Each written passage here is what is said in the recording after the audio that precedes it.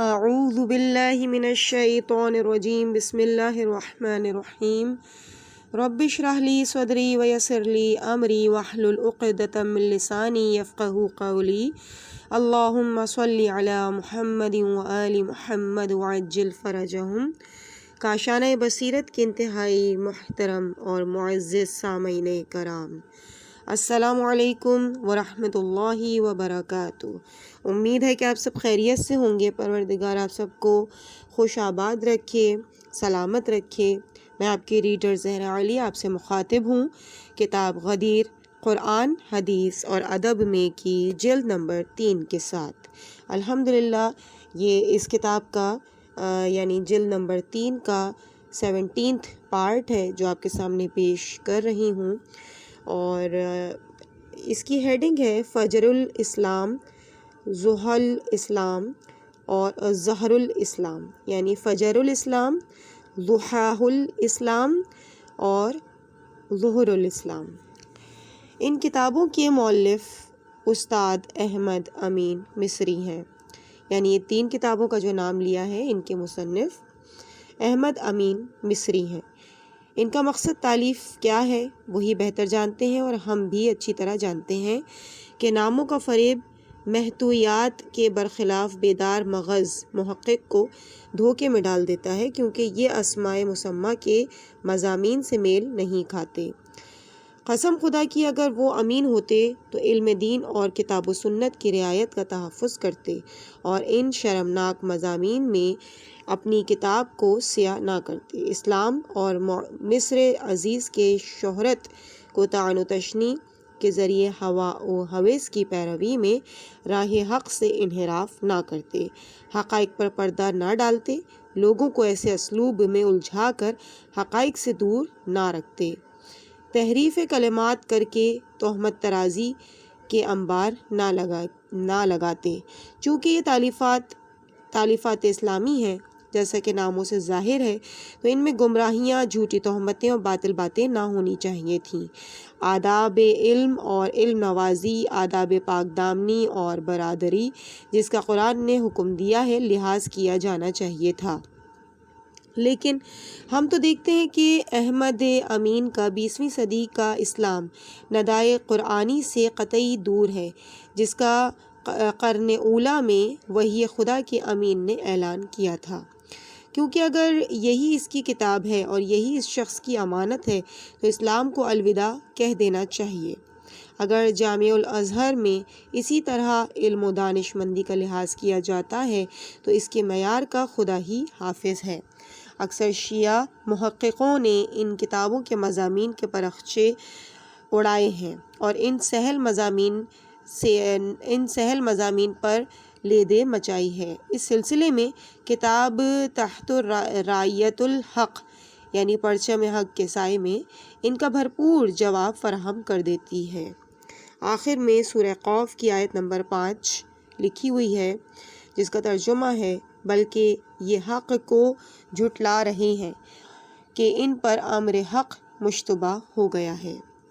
اس کے بعد اگلی کتاب کے بارے میں بحث شروع ہو رہی ہے، اور اس کتاب کا نام ہے الجولہ فی ربوع الشرق الادنیٰ، مشرق ادنیٰ کی زمین میں سیاحت، یہ اس کا ترجمہ ہے، اور یہ تالیف ہے محمد ثابت مصری، مدرس اول علوم اجتماعیہ، مدرسہ قباء۔ لکھا ہوا ہے کہ سیاحوں کا معمول ہے کہ ملکوں میں چاروں طرف آبادیوں میں چکر لگاتے ہیں، اپنے پسند کی چیزوں کا مشاہدہ کرتے ہیں۔ اسی طرح سیاحت کے مختلف میلانات ہوتے ہیں۔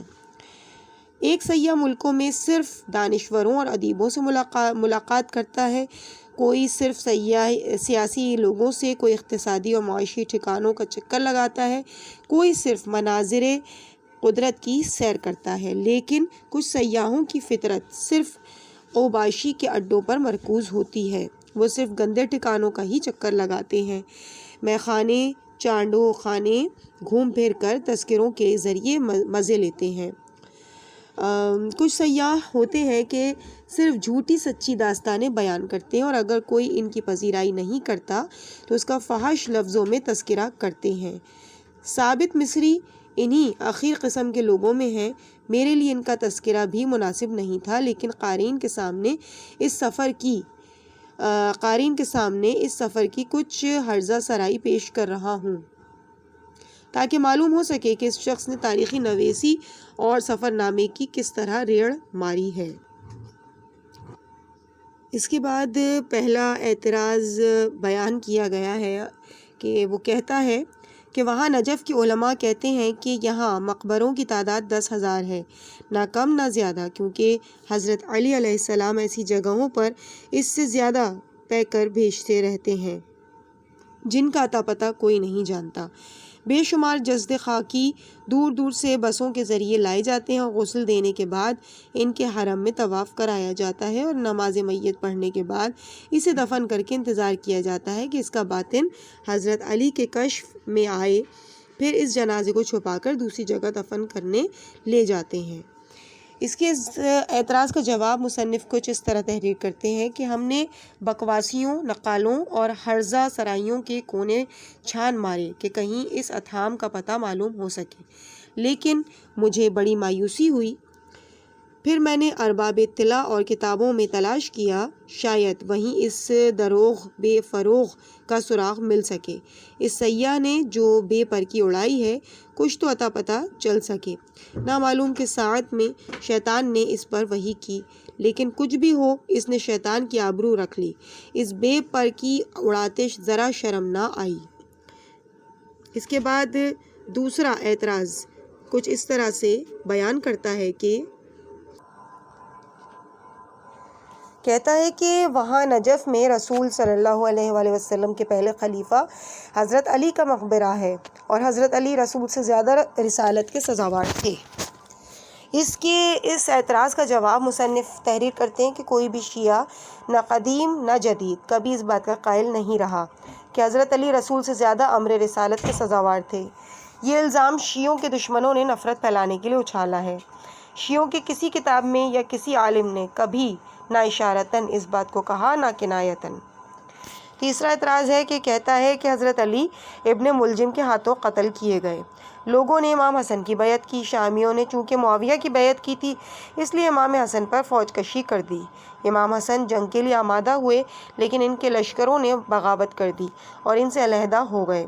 امام حسن نے پھر معاویہ سے صلح کر لی اور خلافت سے دستبردار ہو کر بھاگ نکلے، پھر قتل کر دیے گئے۔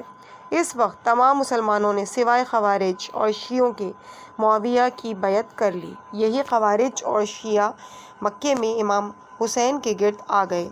ان سبھی کو معاویہ کے سپاہیوں نے کربلا میں قتل کر ڈالا۔ صرف امام حسین کے وہی فرزند بچ گئے جو بھاگنے میں کامیاب ہو سکے۔ مصنف جواب دیتے ہیں اس اعتراض کا کہ جی ہاں، یہ ہیں قبہ ہائی اسکول قاہرہ کے علوم اجتماعی کے ماسٹر صاحب، اور یہ ہے ان کی تاریخ اسلام سے واقفیت۔ میں ان کی غلط دانی کی اصلاح نہیں کرنا چاہتا۔ ان کی گنجائش ہی کہاں ہے؟ کوئی بھی اس علم کے جنے سے نہیں پوچھتا کہ جو نہیں جانتے ہو اسے لکھتے کیوں ہو؟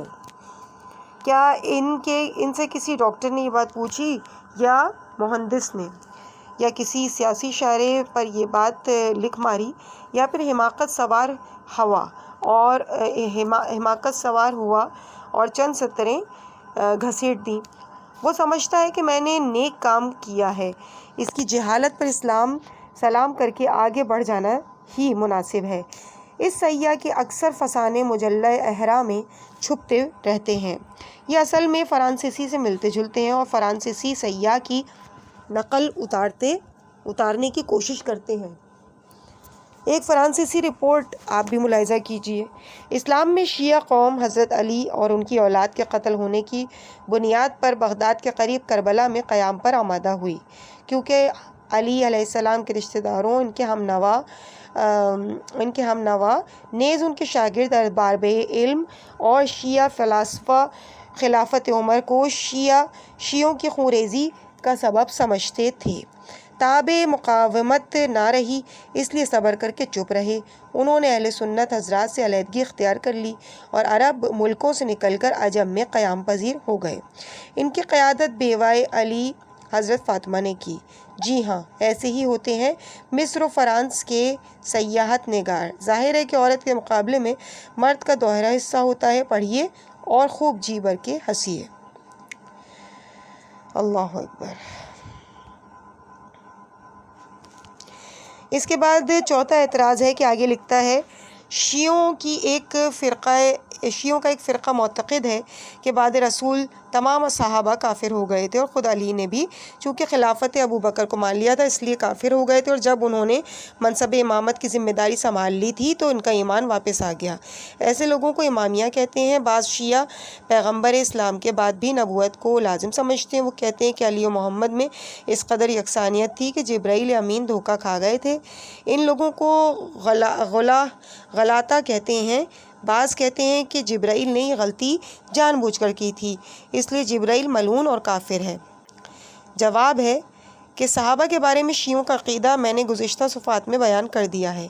قرآن میں منافقوں کے بارے میں یہ آیت نازل ہوئی ہے۔ خود صحیح 7 میں صحابہ کے ارتداد کی احادیث موجود ہیں، میں نے انہیں نقل کیا ہے۔ امامیہ حضرت علی سے والہانہ عقیدت رکھتے ہوئے انہیں معصوم جانتے ہیں۔ انہیں آغاز خلقت سے آخری سانسوں تک تمام شیعہ جب تک دنیا باقی ہے مجسمہ ایمان جانتے ہیں، خواہ انہیں زمام خلافت دی جائے یا چھین لی جائے، وہ بہرحال امت کے امام تھے۔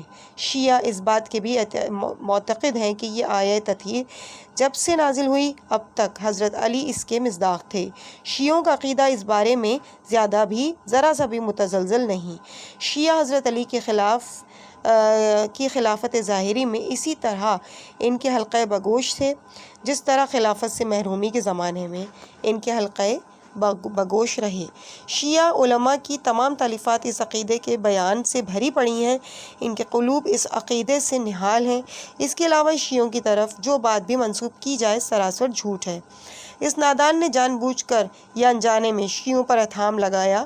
جبرائیل کے دھوکے کے متعلق بھی اس جاہل کا بیان سراسر اتہام ترازی ہے۔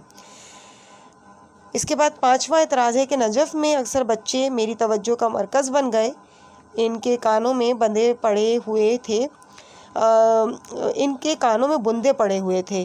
یہ بندے اس بات کی نشانی تھی کہ شیعہ سے پیدا ہوئے ہیں۔ متعدد شیعوں میں اور خاص طور سے ایران کے شہروں میں رائج ہے۔ موسم حج یعنی زیارت نجف میں جب بھی کوئی شخص وہاں کے مسافر خانے میں ٹھہرتا ہے کسی دلال کو پکڑتا ہے کہ متع کا واسطہ بن جائے۔ وہ کچھ لڑکیوں کو لا کر حاضر کرتا ہے، ان میں سے کسی کا انتخاب کر لے۔ کسی لڑکی پر بات جب طے پا جاتی ہے تو عالم دین کے پاس لے جا کر صیغہ متع پڑھوا لیتے ہیں۔ اس میں مدت معین ہوتی ہے، کچھ گھنٹے یا کچھ مہینے یا چند سال۔ ایک لڑکی ایک ہی رات میں کئی متع کر لیتی ہے۔ عام طور سے شوہر لگ بھگ 15 سے یا 75 پیسے ایک دن کی فیس ادا کرتا ہے۔ ایک مہینے کی فیس 4 روپے دی جاتی ہے۔ یہ عمل عام طور سے بے عیب سمجھا جاتا ہے کیونکہ شریعت نے اس کی اجازت دے رکھی ہے۔ ان بچوں کے لیے بھی باعث ننگ نہیں۔ جب متع کی مدت ختم ہو جاتی ہے تو شوہر اور زوجہ علیحدہ ہو جاتے ہیں۔ عورت عدت بھی نہیں رکھتی بلکہ روزانہ متع کرتی ہے۔ اگر معلوم ہو جائے کہ حمل سے ہے تو لڑکے کا باپ 7 سال بعد دعویٰ کرتا ہے کہ لڑکا میرا ہے اور وہ ماں سے لے لیتا ہے۔ جواب: اگر اس بیہودے سے میری ملاقات ہوتی تو اس سے پوچھتا کہ وہی اکیلے نجف اشرف گیا ہے یا دوسرے سیاح بھی گئے ہیں۔ یہ نجف اشرف مقدس ترین شہر ہے۔ یہاں سید الوصیین امیر المومنین کا مرقد مطہر ہے۔ یہاں ہر سال ہزاروں لاکھوں زائرین دنیا بھر سے زیارت کرنے آتے ہیں۔ کچھ ہفتے کے کچھ مہینے قیام کرتے ہیں۔ ان آنے والوں میں محققوں اور جستجو گردوں کی ٹیم بھی ہوتی ہے۔ ان لوگوں نے ان بچوں کی نشاندہی کیوں نہیں کی کہ جیسا اس بیہودے نے خیالی بچوں کی نشاندہی کی ہے؟ نہ انہوں نے کسی سفر نامے میں لکھا ہے کہ ایسے بندے والے بچے میری نظر سے گزرے۔ وہ لڑکیاں جو مسافروں کے سامنے اپنے کو پیش کرتی ہیں ان کی مختلف قسمیں ہیں جن کے متعلق اس نے اپنی تہمت میں بیان کی ہیں۔ بغیر عدت والیوں کا کہیں کوئی اتا پتہ نہیں ملتا، حالانکہ وہ محقق اور جستجو گر جو دنیا بھر سے آتے ہیں وہ یہاں کی عادات و اطوار کا بھی پتہ لگاتے ہیں۔ انہیں یہ سب کچھ کیوں نہیں نظر آتا؟ اس نجف میں مسافر خانے بھی ہیں، بچے بھی ہیں اور زائر بھی ہیں، ان کے بھی آنکھ کان ہیں۔ شاید یہ لابختی معاش سمجھتا ہے کہ اس کی مشاہدات کا آنکھ والے تجربہ ہی نہ کریں گے۔ ارباب بصیرت کو اس عقل کے اندھے پر ہنسی آتی ہے۔ تیسرا اعتراض کہتا ہے کہ ایرانی عراقی لوگوں سے دشمنی رکھتے ہیں، وہ اس انتظار میں ہیں کہ ایک دن اس پر قبضہ کر لیں گے۔ ان کی بے پناہ دشمنی اور بیزاری اس لیے ہے کہ وہ سمجھتے ہیں کہ عربوں نے اس کے ملک میں اسلام پھیلایا ہے اور طویل مدت تک حکومت کی ہے۔ ایرانی اپنی شخصیت اور زبان کو عربوں سے بچانے کی ہر ممکن سعی کرتے ہیں، عربوں کو حقارت کی نظر سے دیکھتے ہیں۔ وہ اس بات پر فخر کرتے ہیں کہ آریائی نسل سے ہیں، سامی نسل سے نہیں ہیں۔ جواب: خدا کی قسم، یہ بیہودہ اپنی محمل گفتاری اور بکواسی سے محض مسلمانوں کو آپس میں لڑانا چاہتا ہے اور بس۔ اس کا مقصد تفریق بین المسلمین ہے۔ ہر شخص عراقی اور ایرانی کے باہم ہمسایانہ حسن سلوک کو جانتا ہے۔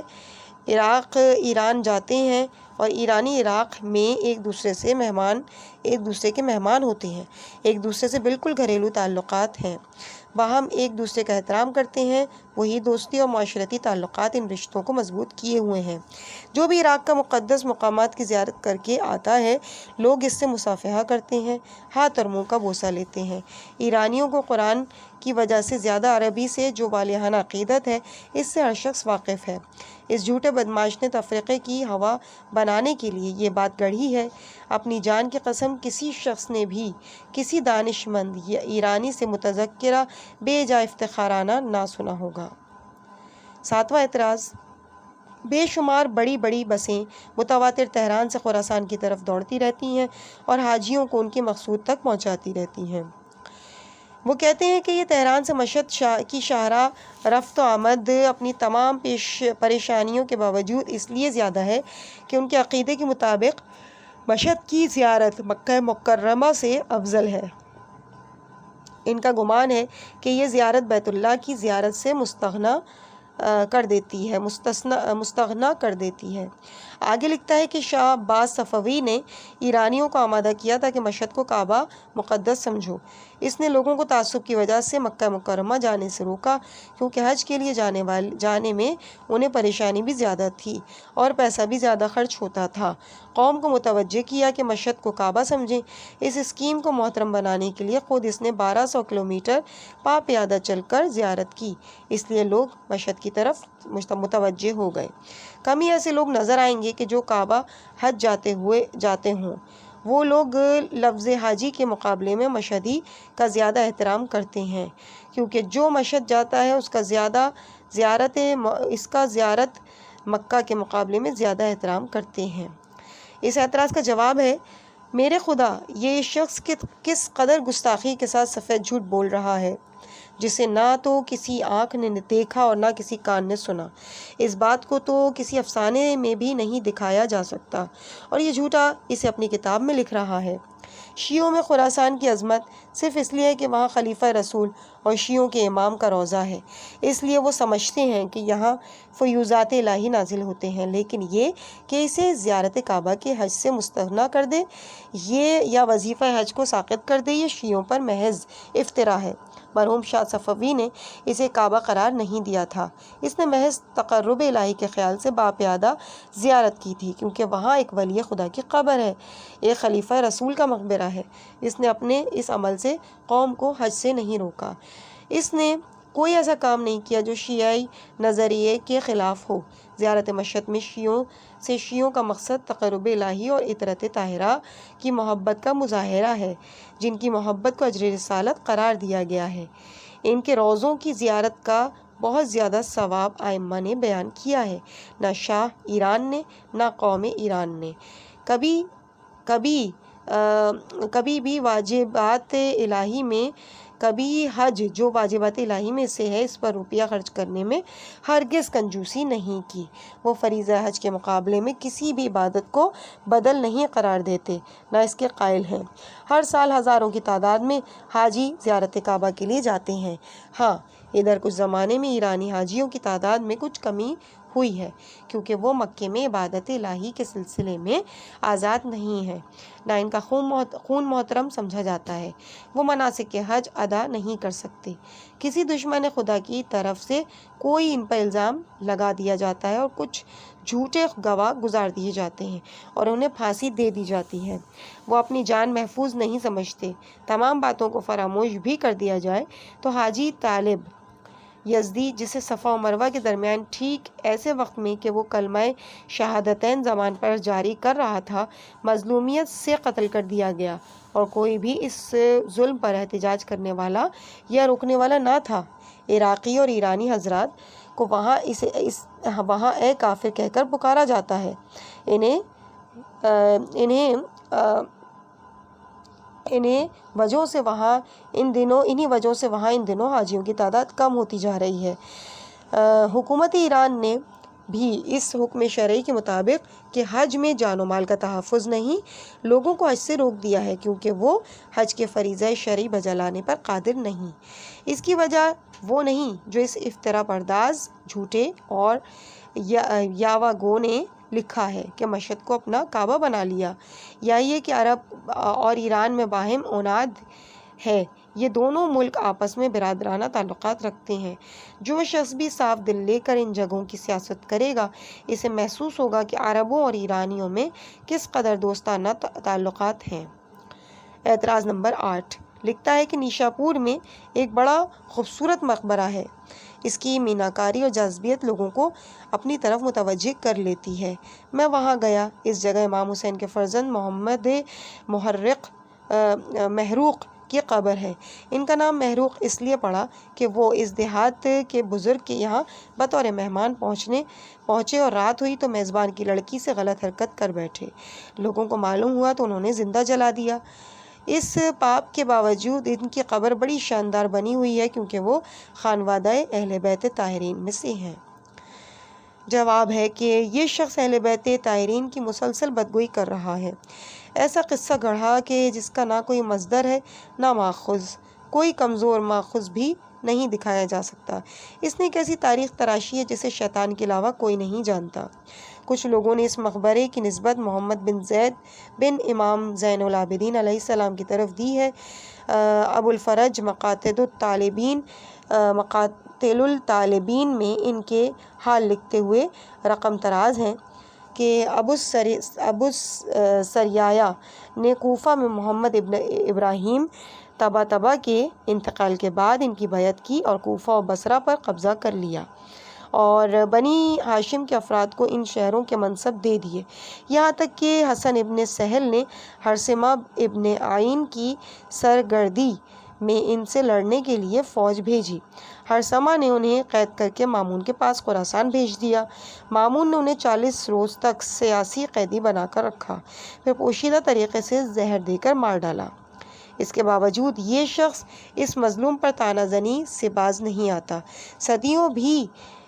صدیوں بعد بھی اس سید پر تہمت دھری جا رہی ہے۔ عنقریب ظالموں کو معلوم ہو جائے گا کہ وہ کس طرح الٹے پلٹے جاتے ہیں۔ اس کے بعد نواں اعتراض ہے کہ لکھتا ہے کہ امام حسین نے ساسانیوں کی آخری بادشاہ کی بیٹی سے شادی کی، اس طرح امام حسین اس عظمت الہی کے وارث ہو گئے جو ساسانیوں کو میراث میں نصیب ہوئی تھی۔ جواب: امام حسین علیہ السلام نے پیغمبر اسلام صلی اللہ علیہ وآلہ وسلم سے میراث میں عظمت پائی تھی۔ ہر چند ایرانی قوم عربوں کے علاوہ تمام اقوام سے افضل ہے۔ ان کا خاندان شریف ترین خاندان ہے۔ ایرانیوں نے خاندان رسالت کی دامادی کے ذریعے عظیم منزلت حاصل کی، کیونکہ نبوت کی شرافت و منزلت کے مقابلے میں تمام شرافتیں نیچے ہیں۔ مجھے نہیں معلوم کہ ایرانیوں سے ازدواج اور عظمت الہی کے درمیان کیا رابطہ ہے، حالانکہ بنیادی طور سے عظمت الہی کے حامل پیغمبر اسلام ہیں۔ ان کے خاندان نے انہی کی وجہ سے شرافت و بزرگی پائی ہے۔ ایرانی بادشاہوں نے تو قہر و غلبے کے ذریعے بزرگی حاصل کی تھی، کمالات نفسانی روحانی ترقی یا الہی تقدس کے ذریعے نہیں حاصل کی تھی۔ جی ہاں، یہ ہے اس نادان عقل کے اندھے کا انداز نظر جسے اپنی اوقات معلوم نہیں، اپنی حد سے آگے بڑھ گیا ہے۔ فریب کارانہ زبان درازی کر رہا ہے، محمل بکواس میں سوجھ بوجھ کا دور دور تک پتہ نہیں۔ یہاں اس کے بے شمار معائب اور فریب کارانہ غلطیوں کی نشاندہی کرنے کا ارادہ تھا، حالانکہ وہ بے شمار ہیں، لیکن صرف چند شرمناک لغزشوں کو بیان کرنے پر اکتفا کی۔ اس شخص کی بے ادبی حالت بھی ملاحظہ کرتے چلیے۔ اس فارسی الفاظ کو عربی کا الف لام داخل کر کے عجوبہ ادب پیش کیا ہے۔ چند نمونے ملاحظہ کیجیے: مادرِ کو مدر، دشتِ کل داشت، گوشت کل جوشت، گوہر شاد کو جوہر شاد، روغن کو الروغان، ملا کو الملا، گرم کو جرم۔ کہاں تک گنا جائے یا بے شمار حماقتیں اس شخص کی ہیں۔ عزیز سامعین کرام، اس مقام پر ہم اس کتاب کے اس پارٹ کو یہیں پر روکتے ہیں انشاءاللہ۔ اس سے آگے کی ریڈنگ آپ کے سامنے پارٹ نمبر 18 میں پیش کی جائے گی، اور اس کا پیج ہوگا پیج نمبر 509، اور اس کی ہیڈنگ ہوگی عقیدہ شیعہ۔ مجھے اپنی دعاؤں میں یاد رکھیے گا۔ والسلام علیکم ورحمۃ اللہ وبرکاتہ۔